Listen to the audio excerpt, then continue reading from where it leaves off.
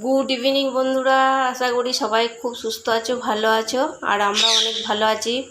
তো আজকে ছোট্ট করে একটা ভিডিও নিয়ে আসছি তোমাদের জন্য। জানি না কেমন লাগবে তোমাদের ভিডিওটা, তো যাই হোক চলো।